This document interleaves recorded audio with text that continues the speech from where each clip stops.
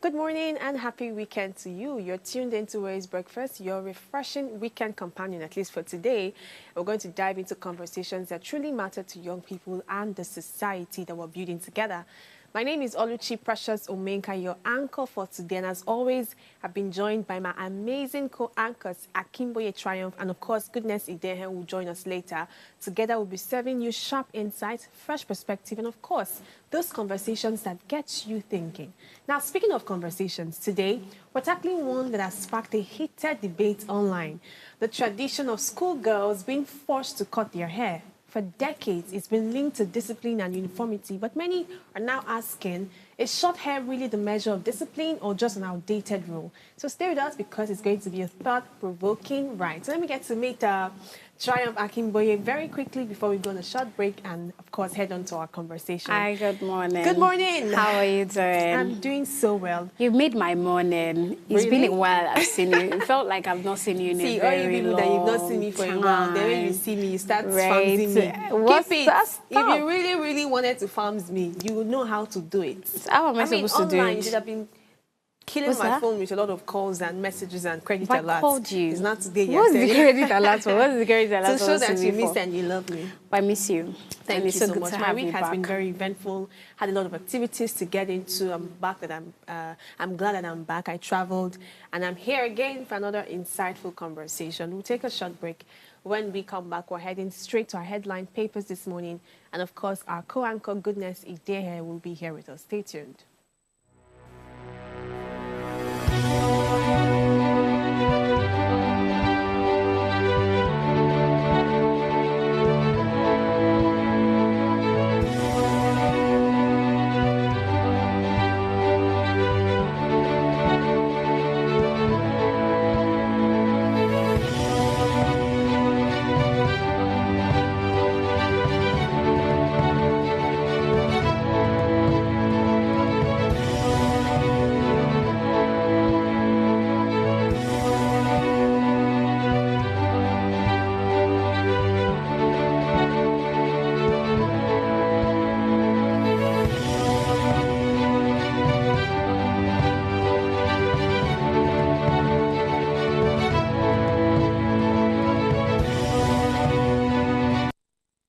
Tell us you're a Nigerian without saying a word. Energy security is one of the most pressing issues for many developing countries like Nigeria. And if there's going to be any meaningful progress, addressing our energy issues is non-negotiable. I need to see light for my house. Make them do something. Band A is expensive. I literally have to turn off all my appliances just to reduce costs. We need light. Introducing the Energy Outlook, your go-to show for everything energy. Every week, we will bring you the latest insights, innovation, and in-depth analysis of Nigeria energy sector. From policy discussions to regulatory insights, we will analyze the key decisions influencing growth and sustainability in the energy sector. We'll bring you the human stories behind the headlines, giving you a personal perspective on the broader energy challenges. Join me every Friday at 6 p.m. for the Energy Outlook, your guide to the future of energy, where energy means business.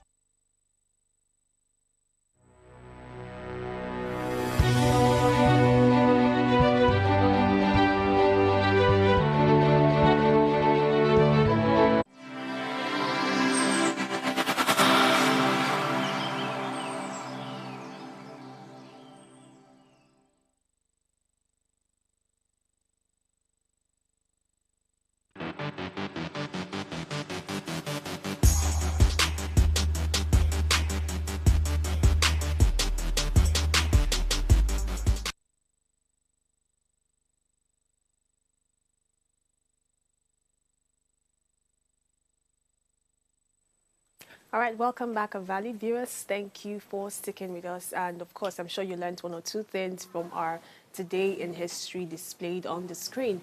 Right now, we're going to be looking at the papers for the morning. But before then, let's get to meet Goodness Idehe, who just joined us. Good morning, Goodness. Good morning. How are you doing? I'm doing well. You're looking bright and sharp with your color. You know, I forgot to mention, it's actually a public holiday.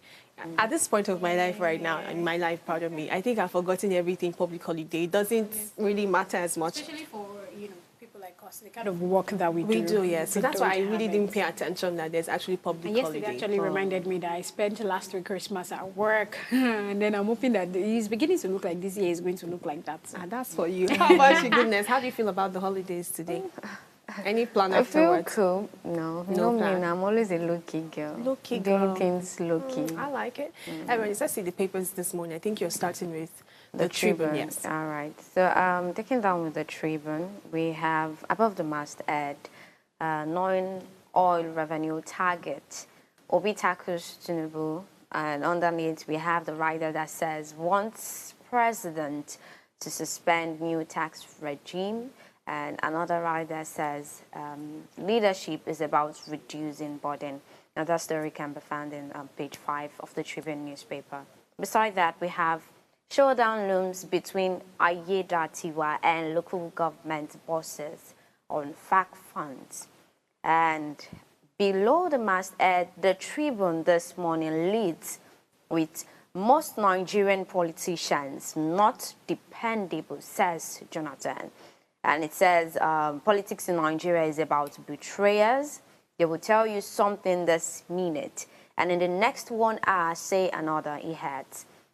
Besides that, most newspaper they like using pictures. So there is a pictorial picture on the front of the Tribune newspaper this morning, where we have the Ekiti State Local Government Councils present 10 million naira to support Governor Biodun Onyebanji towards his re-election bid. And by the side, we have Tinubu embarks on 10 working days vacation at the Path for Europe. I know that Oluchi won't like this particular news. And underneath that, we have Lagos government wants over-looming environmental collapse of lagoon.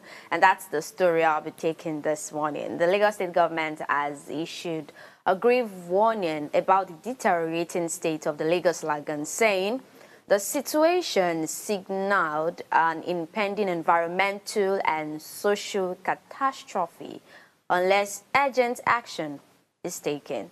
Concerning the illegal lagoons ecosystem ranging from industrial pollution and illegal fishing to climate change induced sea level rise and coastal erosion. We even see some people say they do dump their refuse. They make that as a refuse site. So right now, the Lagos state government has come to one concerning that. That was yesterday during a press conference that took place in Alausa Ikeja. So let's see what. Interesting stories. Let's see the Punch.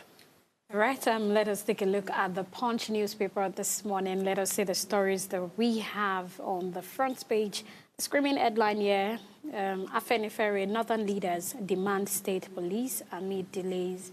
Riders to this story, federal government's defense delay says security reforms undergoing due process, framework with state. Afenifere, MBF, PANDEF insist state policing overdue. Northern leaders press for action. You'll find a story in page 2 of the Punch News.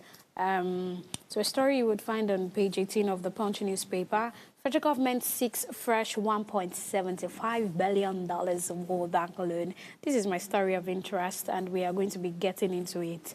New parties seeking INEC registration surge to 171. In page 3 of the Punch News, you're going to see the details of this story. Jonathan blames betrayal for 2015 election loss. Jonathan is coming out, or came out to say that, let me talk about it later. Oshun Algon challenges CBN over local government account signatories. Another one here says, train derailment sparks NRC reorganization. Panic as 5 bodies found along Lagos riverbank. We've been seeing lots of stories this week as regards people that, they've lost their life in accident and a whole lot of things this week. And I really hope that it's going to get better. We are not going to be having it like that next week. And the last one here, WIAC mandates 250 computers, CCTV for schools.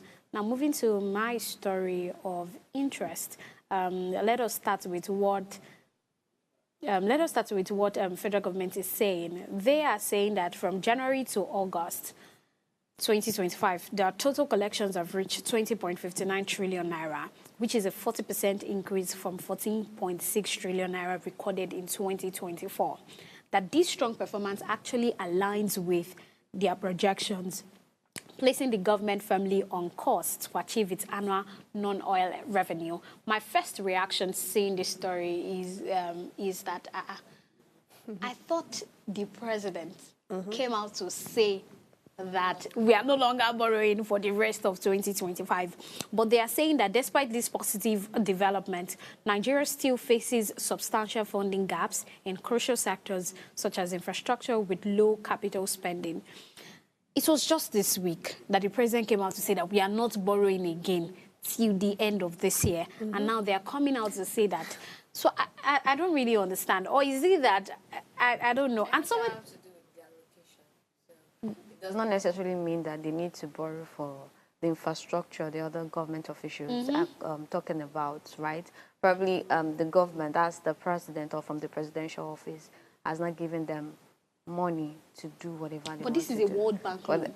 World Bank loan. Remember that even alongside the news, they made mention of the deficit. We are not borrowing, but does not mean that our deficit has been totally cleared, right?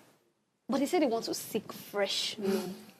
Did you not say I don't know why we're bantering over this. It's not the first time we hear honestly, borrow and not borrow. We're used to borrowing and paying back and keep borrowing. So let's see how that story unravels. But let's see the other paper this morning. That's the Guardian newspaper.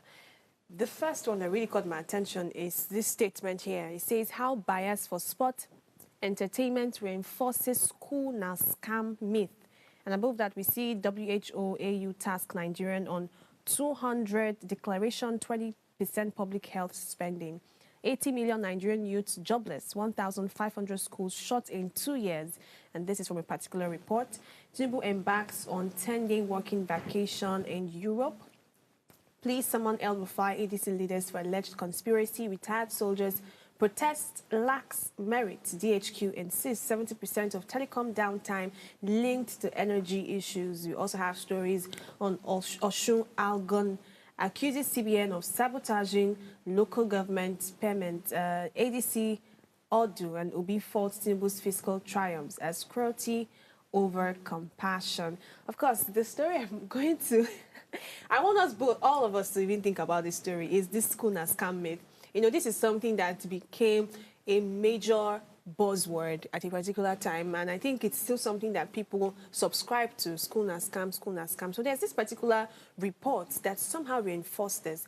But let me give you a bit of detail. It says there's been a lot of premium placed, there's no much premium, placed on novel academic attainment, and this is mirrored in the federal government's recent rewarding of the 17-year-old Nafisa Abdullahi Aminu, who emerged as the world's best in English language skills at the 2025 Team Eagle Global Finals in London with a patry of 200,000 naira. While commending Mrs. Aminu, the educational minister who presented the 200,000 check on behalf of the federal government described her feat as a testament to the brilliance. But going beyond that, so this particular report seems to open up the fact that, yes, we see certain academic endeavors not rewarded as much as some other kind of industries like entertainment, like sport, you know, paying attention to the Falcons' recent reward of $100,000 each because of their outstanding performance. And this is another outstanding performance, but in the educational sector that got a mid-grade amount, if we're going to really put it in comparison. And so it's almost like we are now really reinforcing that school na scam. Because if I am an educational person who is enthusiastic about learning and I'm going about trying to, you know, do intellectual stuff and I'm not even seeing as much reward, maybe I should just not even focus on this education and this. Maybe it's school really doesn't pay. Maybe it's sport, maybe it's entertainment, maybe it's just learning something else that pays. So this particular report is like an argument. It's a debate for us to actually pay attention to that. Are we really reinforcing that statement? Because I think one thing we should not do is actually reinforce that statement. There are different evidences that can back that up based on some recent trends that we're seeing. But because we don't want to create a society where the young people now see education as not important, we must really know what we are reinforcing. Of course, the Super Falcons did outstanding work. We clamor for all of the extracurricular. We want to see it. It puts us on that global map and global stage. But beyond that, how do we even appreciate intellectual stuff, educational stuff? What are we doing to young people? How are we rewiring their brains, their mindsets to actually see all of this? So I'm like, what do we really do about it? You know that one thing that you said is if we are not there, we're actually already there, where the younger generation actually sees school as scam. They believe that school is scam. Funny how that yesterday I was sharing a video of my brother, and then the start of the video was like school was not actually scam for him, right? Because of how he was able to start something in his penultimate year, and that was what has sustained him and still sustains him. And the funny thing about this is that we already started it. We started talking about it, that school is not important. That is why you will see that a younger person, or before you even get into university, you are thinking that, oh, let me be a content creator instead. Let me do TikTok. Let me do this and do that. But the focus should be on education. As much as one thing we need to learn is that education is beyond what you learn in university alone, in the 4 years that you learn in school, the curriculum. Education goes beyond, all of that. But you actually focusing on some other, you actually adding more to that skill that makes you feel like you are not qualified, because it is the feeling of people thinking that they are not qualified. That is what actually makes them feel like school is scam. I feel like it is the feeling of not being able to create the Something kind of wealth that they you want. Because if you look at other industries, they pay you more. Many of the courses that we study in school, how many of them can give you $100,000 in this country? Very true. Even the ones that we used to... Ask me. The course I studied in school, if I'm going to apply for a job, we are going to see how it's going to be. Yes, what do you think about it? It depends on the person's personality, starting with that. So for me personally, I don't believe that school is a scam, but you can't take away the opinions of others, right? Because they might be saying it from a particular stance. So if someone had studied, let's say, in Nigerian university, where you are mandated to learn all courses, it is not even related to what you want to learn. For instance, when I was in school, I had to read about computer engineering, structural engineering, chemistry, which I'm an art-oriented student. I'm not expected to do that because right now I'm never making use of it, right? So if we are strictly mandated to learn all those, and at the end when I come out of school, right, something that I'm supposed to focusing on my niche or my career path, there was not much energy given there. And I ended up not getting what I want in the end in the world. Obviously, I would have said school na scam. So I get The your point. knowledge and skill that you get from education cannot be, like if you meet with somebody that did not go to school, whether you're using that course or not, but the fact that you went through levels of trainings, there is something that it did to your mind, whether people want to accept it or not. So I feel like school na scam should, school is scam is not, yes. And I think this conversation will be had next week because there are many ways to look at it. All right, we'll take a short break, and when we come back, we're heading straight to our hot topic for today. You do not want to miss any part of this. Our phone lines will be open. You can reach us and, of course, be part of this conversation. Stay tuned. We'll be right back.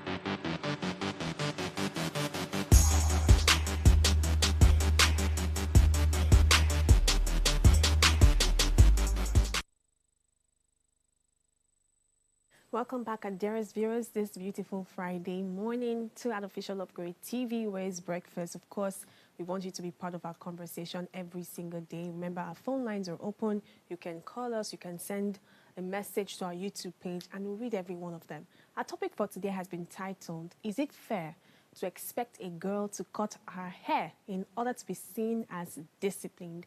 So today we're diving into a topic that has stirred up heated debate online and even offline. It's about a long-standing tradition in many African schools, the rule that insists schoolgirls must cut their hair short. Now, this practice has deep historical roots. It dates back to the missionary era when short hair was seen as a symbol of discipline, neatness, and uniformity. Long hair, on the other hand, was often branded as distracting or tidy or even rebellious. For decades, many African girls grew up with the belief that good girls must wear their hair low. But in today's world, people are questioning this old tradition. Is short hair really the measure of discipline? Does it stifle self-expression, confidence, and cultural identity? Or does it still serve a valid purpose in creating order and equality in school? So the big question for us this morning is it fair to expect a girl to cut her hair in order to be seen as disciplined? And of course, I'll be having this wonderful conversation, insightful, with my insightful ladies. Hi, girls. Hi. You know, I love this particular conversation. I just came across it very randomly whilst I was commuting back to Lagos, where I traveled, and I saw it on Leading Ladies Africa page. So I followed their page, and it's this kind of page that seems to place a lot of attention on women's rights, a woman's right, trying to put that woman as people that should have equality in the society and many other stuff. So when I saw this particular conversation, first I was like, this is true. This is something that actually used to happen. It's still even happening in some schools today. In some schools. I probably didn't experience it firsthand because I went to a private school. Many times it happens in missionary schools or in government-owned schools. So I looked through it, and the way it was put, it made sense. It was giving all this fight for the girls, fight for the girls. But then I went to the comment section, and I was seeing that it's not exactly, not everybody was swallowing it as they, displayed it. So there was this particular comment that, that really stuck. It was really striking. And the person was emphasizing that there's really no fuss about this thing. Let's not make an issue. Let's not come and be creating one woman empowerment thing from all of this. That is just something that was done to ensure uniformity. And in fact, today, some of these ladies that, you say that people should cut their hair. Today, it's even ladies that are willingly cutting their hair. And it had nothing to do with expression. But some other people were saying like, that's not the case. Do you understand? Because sometimes it was even imposed on students. There were examples I know of where they would make a student an example in the assembly ground, as they call it. They would scrape all her hair, cut it off in a very embarrassing way. So it was very holistic to look, and I'm like, I think we should have this conversation about, stuff like this. So first, I want to even start with historically now, the history behind this. So missionaries actually were the ones who introduced this tradition, because Africans are not people to cut their hair. You're aware of that. Yeah. Because Africans, our hair is very symbolic. Many times it's even religious. So there are some religions today that have their children on dreads, and that's because it has a particular symbol. Do you understand? Something religiously, just put the word there for me. So it's not an African nature to want to cut your hair. So obviously the missionaries introduced it with Western education and everything. But there's been this question, about it being about control rather than discipline. And I want to actually open it up. Do you think that probably the motive behind this whole idea of cutting hair was to create discipline in schools, or do you think it was about control? Let's start the conversation from there. So let me first start by saying that I attended Federal Government College, Ilorin, and I had to cut my hair in GSS 1. If I remember, I don't feel anyhow about it now, but I felt very terrible. Now, let me quickly say the story so you can know how I felt before we start saying that, okay, maybe it's for discipline or not. So I had not a really long hair, but my hair was good, healthy, very okay. So the first use scissors to cut it so that it could be low before I went to the salon, to the barber shop to get it done. So by the time I got there and they cut the hair, my mom was like, taking really low, Really low, because yeah. her hair is really full. Before you know it, before she gets back from school, the thing is going to be full because it was mandatory for GSS 1 to GSS 3 students to cut their hair. So by the time they did the whole thing, there was nothing left on my head. I started crying inside that barber shop. I said, I'm not I leaving. can imagine your face because you have this very round I face. remember it a lot. I remember that shop. That I mean, the barber shop is no longer there. Okay. It's something else that they're doing there now. But I always remember that shop whenever I go home because I know that this is where, you know, they cut my hair and all of that.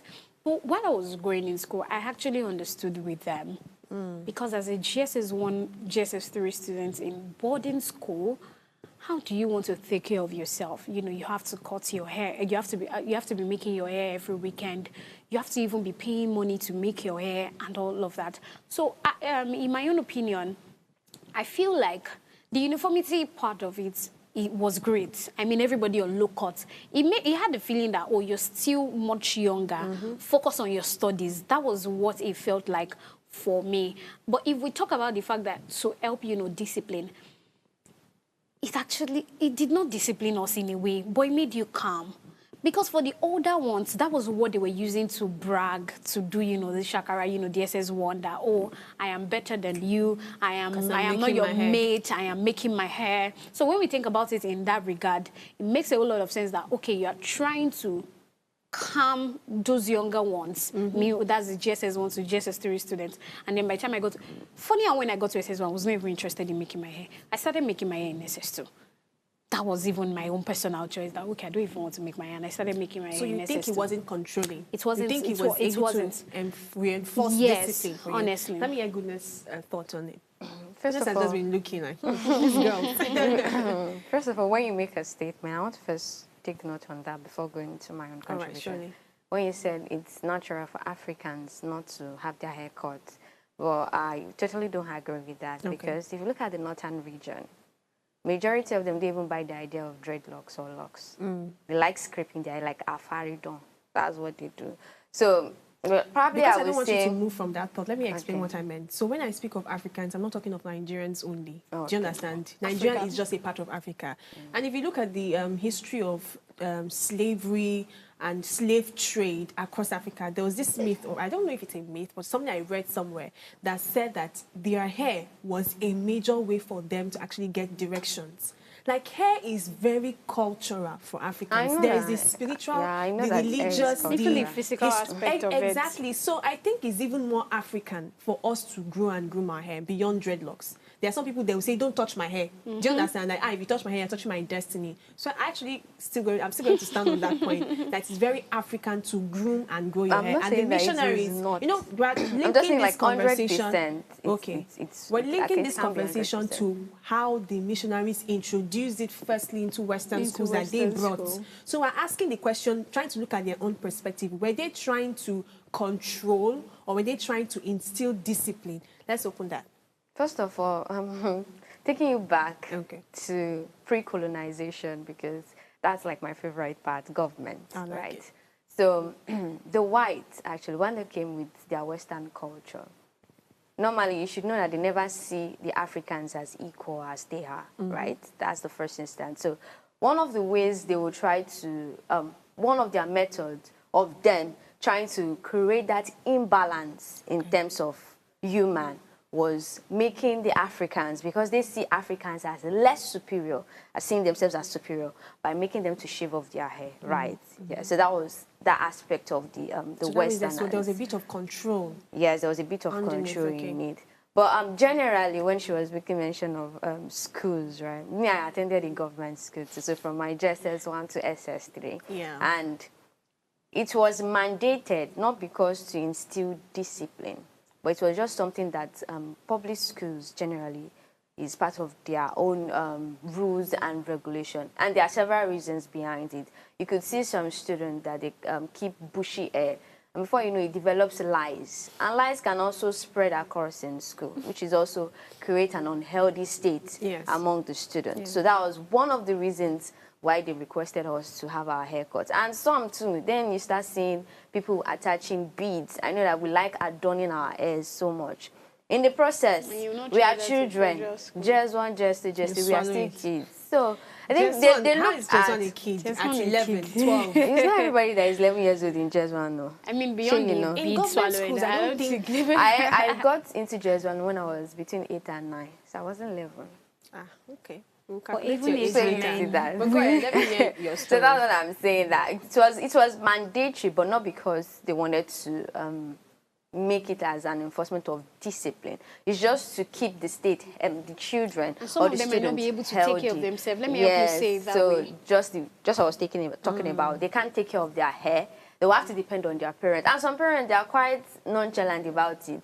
Even the dreadlock, yes, you've established a fact that some parents or some children will keep their dreadlocks because it's a spiritual Dada. They call it this thing. dada. But you still see some people that have that they don't take care of it. I mean, you see some that will just Serious. irritate you. I think that particular dada was meant not to be touched. That's why it's left No, that but way. there are some There are that if they treat it well, no, natural, not the one that they fix by Goodness, themselves. there They treat are it to two be kinds shiny. of it. There's dada, there's locks. Locks is the one that Dada they are. is meant to not be touched, so it's supposed to be dirty. That makes a whole lot So of I sense. feel that's just, when you're in school, they want to see that neatness, that cleanliness among the students, hygiene, to promote hygiene. So I feel that's why they, in public schools, specifically in Nigeria or in Lagos, which I attended. Thank you for mentioning this point. So I'm going to give you my own perspective to this whole thing. I think very strongly that discipline is very encompassing. It's not just about someone's appearance. So if at all this particular role in some schools that we see in Nigeria today and even across Africa wanted to imbibe this, rule because they want to instill discipline, I feel like it's very short-sighted. Honestly, my own very honest opinion. And why do I say that? It's even very easy to get somebody disciplined when they have low cut on. But if you really want to actually discipline someone, why not make the standards even more? So In they the can sense learn. that I think I would call somebody more neater, more hygienic if they regularly have to take care of their long, bushy afro hair. That is even where the real work is. It's very easy, very dismissive to cut your hair, and I might think that you're clean. Why? Because your head is shining. I feel like if you even wanted to instill discipline, be very keen on their hygiene, put the bar, set it up a bit higher. Do you understand? So in my own secondary school, I attended a private school. And I think as at the time we moved into that area, my private school I attended, it was one of the best in that areas. I mean, my parents, I think my dad has been one who has been very keen on education. I'm not sure he had all the money to send us to that school. I'm not even going to lie to you guys. But he insisted that we go there because they were not even far from our house. And he saw how they always looked prim and proper. And we also pestered him that, Daddy, you want to go to this school? I'm sure if it was left for him and his pocket and what he was earning, he would have taken us somewhere else. But trust me, he probably borrowed, he probably had to do extra to send my siblings and I to that school. And every week we had new hairstyle. If you come with another hairstyle, you are going home. That was like very keen discipline. Do you understand? You needed to be prim and proper every single time. So because me, myself, I can be a bit laid back. I can carry my hair for like 2 weeks and then they'll be like, we are going home. So it was me on my own accord because I didn't want to stress too much with being overly disciplined. I cut my hair in just 3. So that was like an easy way out for me. Guess what? That did not instill the discipline that I'm sure the school wanted to instill in me because I found the easy way out to cut my hair. And because I have this very full afro hair, it grew up again in just 3 and it was even more trouble for me. So I feel like discipline, if we are going to see it as one of the reasons why schools want people to cut their hair, is a bit short-sighted because if we are going to look at it in a more encompassing way, many other things affect discipline. There's punctuality, there's respect, there's even proper grooming and hygiene. Let me see that your hair. Let me see how you can take care of it for 1 week. Then I will know if you're really disciplined or not. Not giving you the easy way out to just cut your hair very low. Do you get what I'm trying to say? Yeah, I understand what you're trying to say, but I still have, a very different side of it. I don't know if I mentioned earlier that the school I went to was a boarding school. Okay. You don't get to be under your parents for a very long time, for months, for a long time. Sometimes these GSS1 students, beyond the air, GSS1 to GSS3 students looks more kept than the senior school. Because at their age, they are not focused. A junior school student is not focused on how I look, how beautiful, like they are not focused on They that. can't even wash their socks. They are more focused on, they are the one that you will see that they are, for example, like she said, that their socks is very dirty. You know, even if they wash it, they are unable to wash it well. I remember that back then, whenever I get home, my mom will take all my clothes and wash it so that at least maybe that one we keep it for the next 3 months because of the way I am going to handle it. So they cannot properly take care of themselves.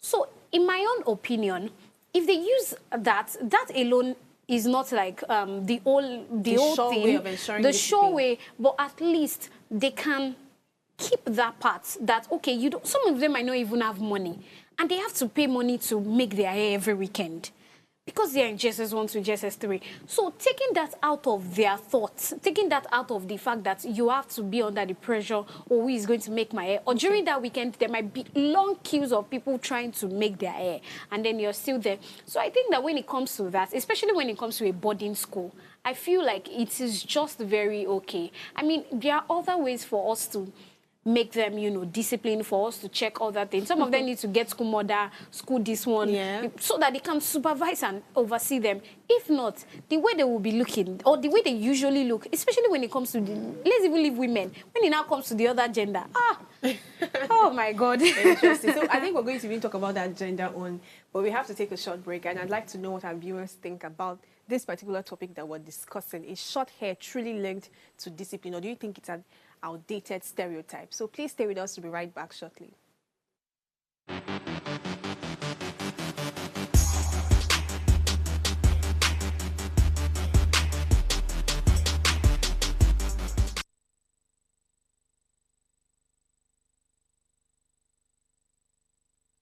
Life is made up of moments, some that fill us with joy, others that test our strength. Welcome to Heartlines. This is our space to explore the highs and lows of human connection, the love, the heartbreak, and resilience that shapes our life. From relationships to friendships, parenting to partnerships, and so much more. Every week, we share stories and conversations that define us, navigating love, separations, the struggles of parenting, dealing with anxiety and managing the pressures and stress of life. Real conversations that bring us closer, helping us heal, grow, and connect.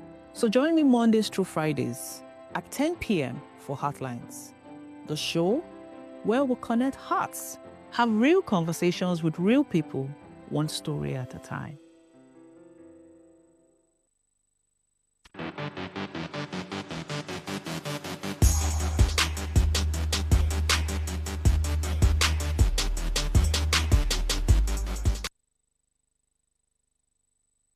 Welcome back, viewers. Today's conversation it's really been a lot discussing on the table today. We're questioning this old, long-time tradition of secondary school students cutting their hair as a means of ensuring discipline in school. Of course, we've been answering the question from all angles, trying to see if it was actually controlling or if it was instilling the discipline that was needed. And I'm saying that cutting hair is a very easy way to think that people are hygienic. But I think if you want to really see people that are disciplined, let me monitor how you can keep that natural African Afro hair, neat for a long time. But of course, you've also made us understand that discipline was also intended in the sense that sometimes the younger folks, that's JSS1 to JSS3, may not necessarily have all the ability, finance, especially in boarding school, to take care of their hair. And I understand all of that. But now, I want to even talk about the esteem of it. The reason why I don't have a problem with people cutting their hair, but the reason why I even brought this topic that we should talk about is why it was enforced. There's a way you can just make something, is it permissible, like if you want to, if you do not want to. I think that's how my own secondary school was. So pardon me if I'm taking that stance. Do you understand? But the whole idea of you must cut your hair. I told you of a story of a young girl that was embarrassed in secondary school, brought out to the assembly ground, and her hair was cut. It's like, for what reason? Do Do you understand? There was even one viral TikTok video of a 15. Well, let me not say for what reason, because if you came to that school, they probably must have told you the rules. So if you brought your hair, you should be able to brace up to take the consequences. There was this viral video, I think a 15-year-old girl in SS2. I think her hair was cut off, maybe to serve as punishment or something. But you know, when this particular proverb that says the crown of a woman, how they put it, is in her hair. It's just like the experience I told you inside about. I can never forget it. So if we know that something as important as hair can affect a woman's esteem and identity, don't you think we should apply a bit of caution to it? Looking at your own story now, you felt sad. You didn't tell us how long this sadness lingered. You didn't tell us what it affected. You didn't tell us how you were able... I did not leave the barber shop. I remembered clearly. I did not leave. So imagine, so let's even open up how much this, rule can actually affect people's esteem. Or do you think that we grow a thick skin, that after crying 1 to 3 weeks and that starts pouring in, you forget it? I think I developed a likeness for it. So when I had my hair cut, I didn't feel Was it bad. your choice? Was it purely your choice? It was her school's choice. Oh, it was mandated in your school too? Yes. So one thing I always look forward to while I go to the barber's shop to have my hair cut is that I always want to carve it, to give it that look. That even cavity do was another shape. problem in school. If you can't, they used to say, if I see any finger, they call that thick finger. So that was like then in my you'll be school sent there, home. it was so rampant that all the girls will always want to go for this round carving. And one thing I noticed that once I have my haircut and I carve it, it's kind of bring another kind of beauty that me I usually like. So once my hair has grown, like after 2 weeks, You know what I wish? the I wish I carving, sent a picture of when I was on low cut so that we can see it.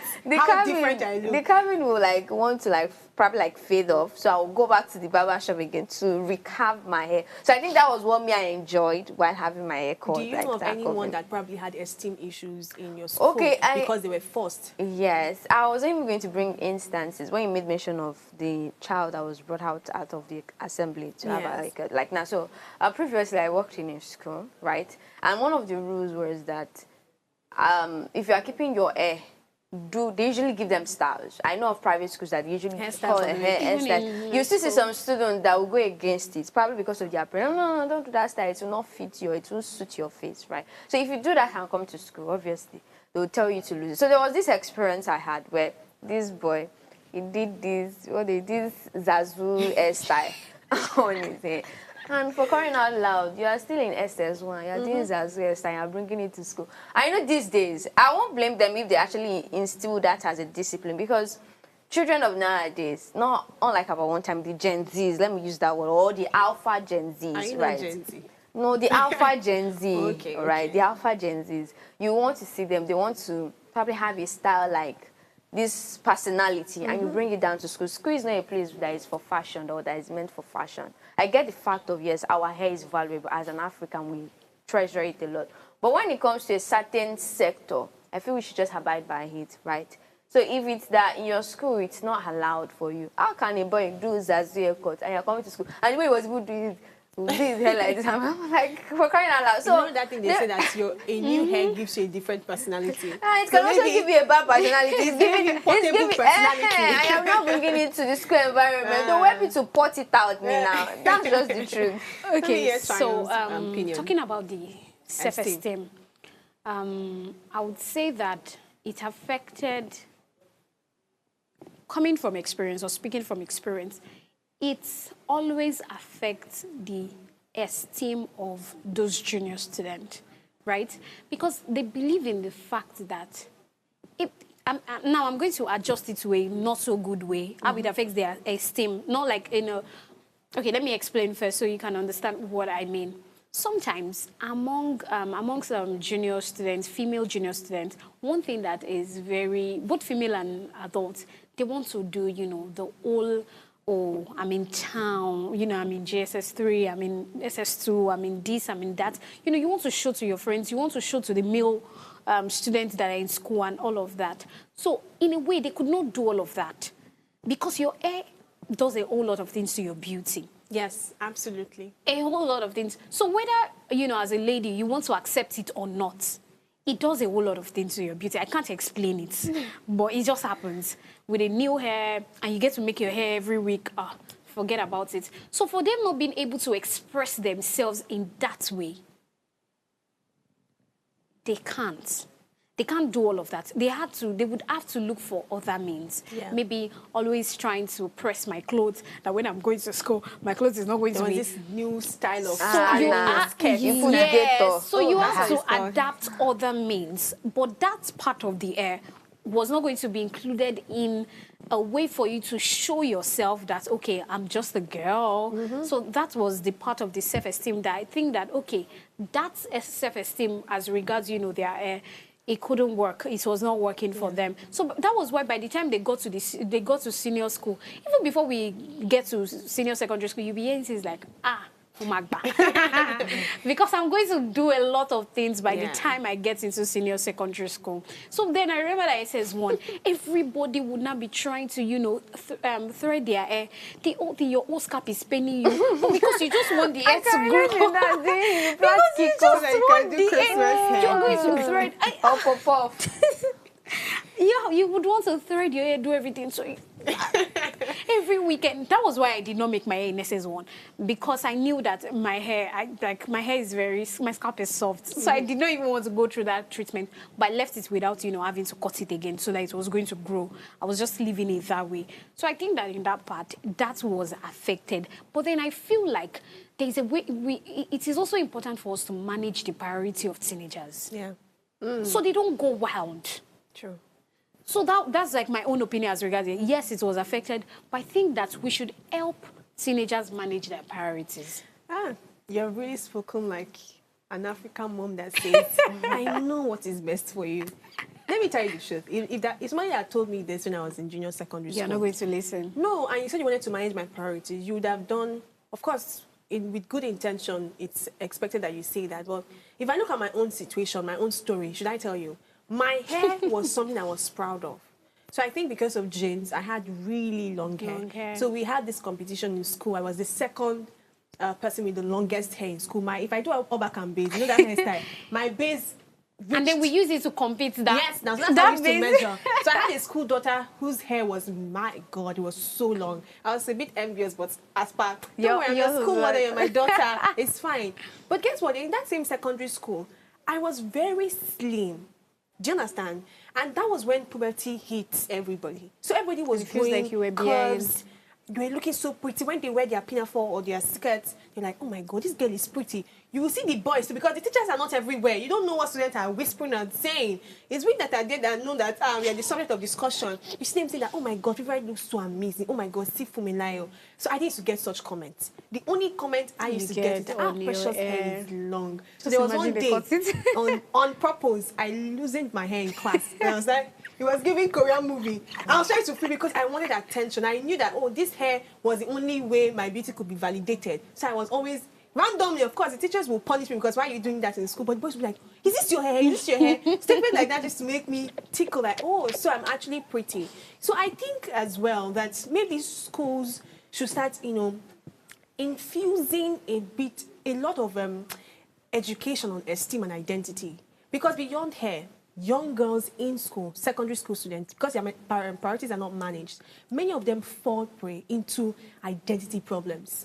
There are times I will tell you, I will go home, I will cry. Why am I crying? Because I felt like I was the odd one in my set. I thought I was so slim. I felt like if you don't have a particular curve, nobody's going to pay attention to you. I've said it on this table many times because now I've grown confident and sometimes I laugh about it. There was a prayer point I remembered. I said, God, please make me look like a girl because I wasn't getting the attention. I don't even know if I needed such attention, but everybody was getting it. But these are the hidden problems for secondary school students. So even beyond hair, when you have some extracurricular activities, when you have moral classes, what are you speaking to these girls? Do you understand? What are you teaching them? I think that the next best place to really form good identity for young people is the school after the home. Sometimes people have even argued that it could even be the school beyond the home because look at the school timetable. You spend more time there than the home. Sometimes you even get to see your teachers more than your parents, except you're in boarding school. Let's not even talk about those in boarding school. It can be worse. So I think that beyond here, a lot of things affect the esteem and the identity of students real time. I even wanted to add to that. You want to Sorry. add? Something I am came also to going to my add to mind that. Okay. concerning what you made mention of beyond hair. It brings out their beauty and Yes. identity. So when I was talking about these missionaries, right, I just recall that was one thing they also targeted because we have. When I thought about it, I look at the military aspect. I have a friend. Before I go back to what I wanted to say, that went into this Air Force school, Yeah. and she was mandated to have her haircut. And when she had her haircut, it was so fun because we humans, especially in Nigeria, because I've not seen that, we have different shapes of head. So when you have your haircut, you God. see two one. You're two, reminding one, me two, about a lot so, of things. that was the picture that I get to.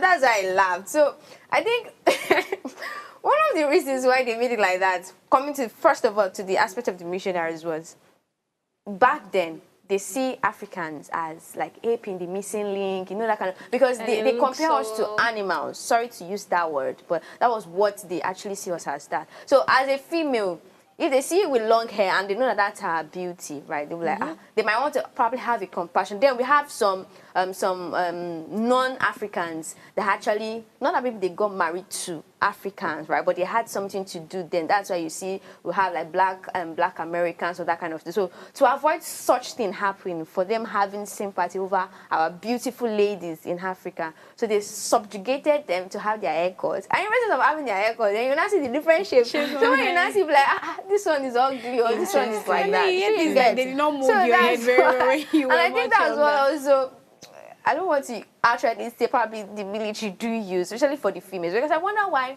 as a female, I'm going into Military, their please, let's 6 not even months go school. there. And you expect me to shave my, and this one is not This is the shaving, first time I'm hearing like of this. you, I didn't know it was serious? mandated. you baba was fari. This one is not like they are mandated. doing low cut. Afari It don't was- like you scrape every single strand on your hair. I'm like, why are you doing that to females? Like through how they are staying there. I mean, so I'm just military. now wondering that. Imagine the way I've seen some people in Nigeria where we have different shapes of it, like to really look somehow. It's so amazing how times have evolved. This thing that we're clamoring that I didn't cut my hair is my beauty. Today, That's what people are deliberately using to, do content that and do same hair I was everything. telling you was my pride, using it to farms the boys. I got tired. I removed every single thing, and that's why I'm on natural right now, because my hair just grew back into natural. And there was this vibe of everybody's natural, veggie hair. So I was peer pressured into doing it. So we've mentioned a number of things, but going back to the nitty-gritty of this discussion, I want to ask you guys as we wrap up, do you think that schools need to start revisiting or rethinking this policy? Based on everything that we've mentioned, from esteem to control to discipline, what are your final thoughts? Should schools begin to rethink this policy? Okay, so I would say that schools, maybe day schools, might not have to revisit the policies. But I think it should remain for boarding schools. For boarding school. Coming from experience, there's so much to go through. You mentioned something about esteem that I wanted to add to, that the fact that your hair was the only thing. Some of us, okay, for somebody like me too, that it felt like, the world was, don't let me say the world, like every other person in school is advancing, and then it feels like I'm on one point. Not just me, there were some other people like, and they are pushed as, teenagers to do certain things. There's this particular insect, the way they call it, that, students actually believe that them putting that insect in their private areas will actually help them to develop faster.